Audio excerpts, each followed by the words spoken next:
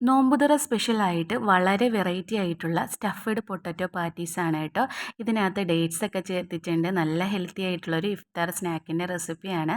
ആദ്യം പാൻ എടുക്കുക, അതിലേക്ക് 1 ടീസ്പൂൺ നെയ്യ് ഒഴിച്ചു കൊടുക്കുക. ഇനി നമ്മൾ ഇതിലേക്ക് അരക്കപ്പ് അളവിൽ തേങ്ങ ചിരകിയതിട്ട് എടുക്കുന്നുണ്ട്. കൂടാതെ നമ്മൾ 10-12 ഈത്തപ്പഴം കുരു കളഞ്ഞെടുക്കുക. അത് ഇതേപോലെ ചെറിയ കഷ്ണങ്ങളായിട്ട് കട്ട് ചെയ്ത് ഇട്ട് കൊടുക്കുക. ഇനി ഇതിലേക്ക് ഒരു വലിയ ടേബിൾ സ്പൂൺ കാഷ്നട്ട് പൊടിച്ചത് ഇട്ട് കൊടുക്കുന്നുണ്ട്. ചെറുതായിട്ടൊന്ന് ക്രഷ് ചെയ്തെടുക്കുക. 3 ഏലയ്ക്ക ചതച്ചത് ഇട്ട് കൊടുക്കാവുന്നതാണ്. 2-3 മിനിറ്റ് നേരം ലോ ഫ്ലെയിമിലിട്ട് നമുക്കൊന്ന് വഴറ്റിയെടുക്കണം. 2-3 മിനിറ്റ് മാത്രം മതി കേട്ടോ. ഇപ്പോൾ ഏകദേശം എല്ലാം നല്ലതുപോലെ മിക്സായിട്ട് വന്നിട്ടുണ്ട്. ഇതിനകത്ത് നമ്മൾ ഷുഗറോ അതല്ലെങ്കിൽ ശർക്കരയോ ഒന്നും ചേർക്കുന്നില്ല. ഈ ഡേറ്റ്സിൻ്റെ മധുരം തന്നെ ധാരാളമാണ്. ഇതൊരു സ്വീറ്റ് റെസിപ്പിയാണ് കേട്ടോ. ഇനി നമ്മൾ ഉരുളക്കിഴങ്ങ് ഇതേപോലെ വേവിച്ചതെടുക്കുക. ഇതൊന്ന് ഉടച്ചെടുക്കുക. 3 ഉരുളക്കിഴങ്ങ് ഞാൻ ഇവിടെ വേവിച്ചെടുത്തിട്ടുണ്ട്. അപ്പോൾ ഉടച്ചെടുത്തതിന് ശേഷം അതിലേക്ക് 1/2 ടീസ്പൂൺ ഉപ്പും കൂടി ഇട്ട് കൊടുക്കുക. പിന്നെ 2 ബ്രെഡ് ഇതേപോലെ കൈകൊണ്ട് പൊടിച്ച് ഇതെല്ലാം കൂടെ ഒന്ന് മിക്സ് ചെയ്തെടുക്കണം. നല്ലതുപോലെ മിക്സ് ചെയ്തെടുക്കുക.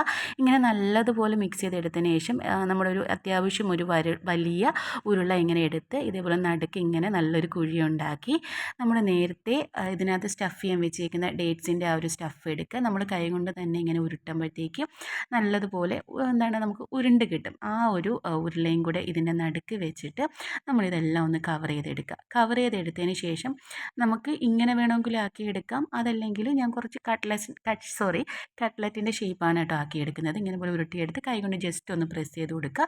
സൈഡൊക്കെ ഒന്ന് നീറ്റാക്കി കൊടുക്കുക. കൈകൊണ്ട് പ്രസ് ചെയ്യുമ്പോഴേ നമുക്ക് നല്ല നീറ്റായിട്ട് കിട്ടും.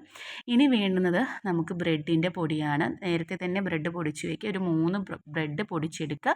അതിനുശേഷം ഇതൊന്ന് കോട്ട് ചെയ്തെടുക്കുക. നമ്മുടെ ഓരോ ഈ ഒരു കട്ട്ലറ്റിൻ്റെ ഷേപ്പിൽ നമ്മൾ ആക്കിയിരിക്കുന്ന ഈ സ്റ്റഫ്ഡ് പൊട്ടറ്റോ ഇല്ലേ, അപ്പോൾ അത് ഇങ്ങനെ ഓരോന്നും ഈ ഒരു കോട്ടിങ്ങിൽ നമ്മുടെ ബ്രെഡിൻ്റെ പൊടിയിലൊന്ന് ആക്കിയെടുക്കുക.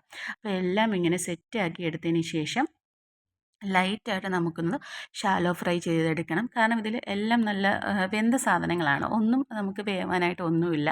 അപ്പോൾ ഇത് നിങ്ങളുടെ കയ്യിൽ വീട്ടിൽ എയർ ഫ്രയറോ അതല്ലെങ്കിൽ ഓവനോ ഒക്കെ ഉണ്ടെങ്കിൽ ഡയറക്റ്റ് അങ്ങനെ ചെയ്യുകയാണെങ്കിൽ നല്ല ക്രിസ്പി ആയിട്ട് പുറമേ നല്ല ക്രിസ്പി ആയിട്ട് കിട്ടും. ഒരു ഓയിൽ നമുക്ക് യൂസ് ചെയ്യാൻ വേണ്ട. നല്ല പൂർണ്ണമായിട്ടും അടിപൊളി ഹെൽത്തി വേഷനിലാക്കിയെടുക്കാം. അപ്പോൾ ഇതിങ്ങനെ ഓയിൽ ജസ്റ്റ് ഒന്ന് തടവിയതിന് ശേഷം ലോ ഫ്ലെയിമിൽ ഇട്ട് ഇതേപോലെ ഓരോന്നും ഇട്ട് ഒരു 30 സെക്കൻഡ് വെച്ചാൽ മാത്രം മതി. തിരിച്ചു മറിച്ച് ഇട്ടാൽ നമ്മളെ ടേസ്റ്റി ആയിട്ടുള്ള സ്റ്റഫ്ഡ് പൊട്ടറ്റോ വിത്ത് ഡേറ്റ്സ് റെഡി ആയിട്ടുണ്ട്. അപ്പോൾ ഇതൊന്ന് ഞാനൊന്ന് ഒന്ന് രണ്ടും കൂടെ ഒന്ന് തുറന്നും കൂടെ കാണിച്ചു തരാം. മീൻസ് കട്ട് ചെയ്തും കൂടെ കാണിച്ചു തരാം. വളരെ സോഫ്റ്റാണ്, എന്നാൽ നല്ല ടേസ്റ്റുമാണ് കേട്ടോ. ആ പൊട്ടറ്റോയും ആ അകത്തുള്ള നമ്മുടെ ഡേറ്റ്സും നട്ട്സും ആ തേങ്ങ എല്ലാം കൂടെ കഴിക്കുമ്പോൾ നല്ലൊരു സ്വീറ്റാണ്. എന്നാൽ ഓവർ സ്വീറ്റും അല്ല, ഭയങ്കര ടേസ്റ്റാണ്.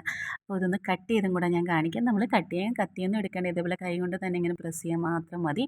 ആ ഒരു നല്ല ഭംഗിയിൽ നമുക്ക് കാണാൻ പറ്റും നട്ട്സും ഡേറ്റ്സും ഒക്കെ. അപ്പോൾ തീർച്ചയായിട്ടും എല്ലാവരും ഒന്ന് ട്രൈ ചെയ്ത് നോക്കുക. സംഭവം വെറൈറ്റി ആണെങ്കിൽ ഒന്ന് ലൈക്ക് ചെയ്യുക, ഷെയർ ചെയ്യുക, സബ്സ്ക്രൈബ് ചെയ്യുക.